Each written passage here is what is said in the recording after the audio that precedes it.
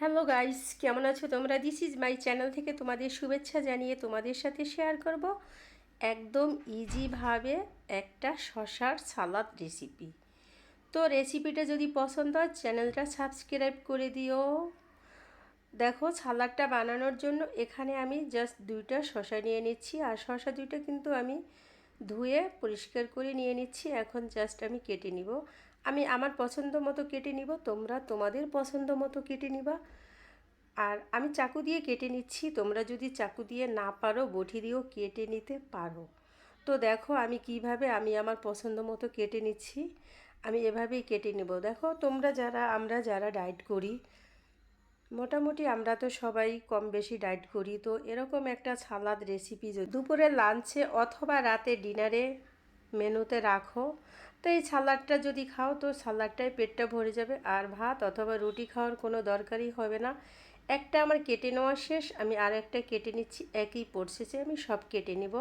তোমরা তোমাদের মতো পছন্দ মতো কেটে নিবা। তো দেখো কেটে নেওয়া শেষ। এখন আমি জাস্ট বড় সাইজের একটা বাটিতে উঠিয়ে নিচ্ছি।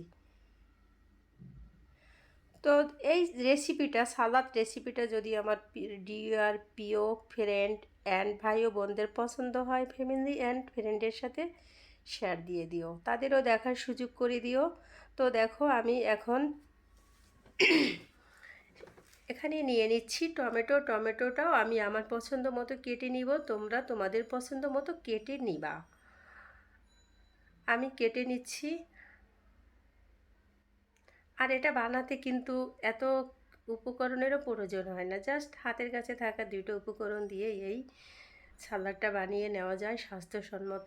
এখন আমি এখানে নিয়ে নিচ্ছি বড় সাইজের একটা পেঁয়াজ, আর এটা কিন্তু আমি একটা লাল পেঁয়াজ নিয়েছি, আর এখানে অবশ্যই একটা লাল পেঁয়াজ নিতে হবে। তো পেঁয়াজটাও একই প্রসেসে কেটে নিচ্ছি। তোমরা তোমাদের মতো, আমি বারবারই বলছি, তোমরা তোমাদের পছন্দ মতো কেটে নিবা আর তোমাদের পছন্দ মতো নিয়ে নিবা। তো এখন আমি সব উপকরণ একটা বড় সাইজের বাটিতে উঠিয়ে নিচ্ছি। এখন আমি এখানে দিয়ে দিচ্ছি সাদা আর কালো গোলমরিচ একসাথে গুঁড়ো করা 1/2 চামচ, দিয়ে দিচ্ছি 1 চামচ ধনে পাতা কুচি, দিয়ে দিচ্ছি 1 চামচ পুদিনা পাতা কুচি, দিয়ে দিচ্ছি স্বাদ মতো লবণ, আর এখানে দিয়ে দিব আমি 1 চামচ লেবুর রস। এখানে বড় এক টুকরা লেবু নিয়ে নিচ্ছি, সেটা চিপড়ে দিয়ে দিচ্ছি।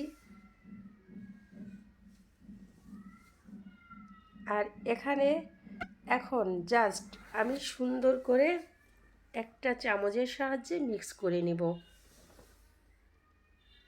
তো হয়ে গিয়েছে মিক্স করা। দেখো এটা দেখতে কত সুন্দর। আমার যারা ডিয়ার ফ্রেন্ড আছো অবশ্যই ট্রাই করো, আর ট্রাই না করলে বুঝতে পারবে না এটা কতটা জাদুকরি একটা সালাদ। তোমাদের ধন্যবাদ জানিয়ে শেষ করছি।